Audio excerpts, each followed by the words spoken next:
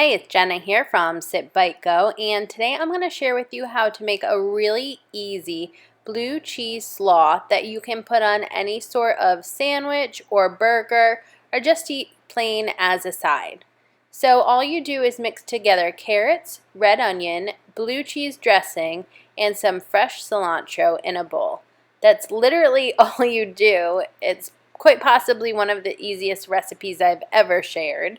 All you need to do is find something delicious to put this slaw on. I love to use this slaw in buffalo chicken wraps. You can find the recipe for that on sipbitego.com. But these are also delicious, like I said, for tacos, burgers, any sort of sandwich, or eating plain on the side of any dish that you like. For other simple recipes, visit sipbitego.com. I hope that you have a wonderful day. Cheers!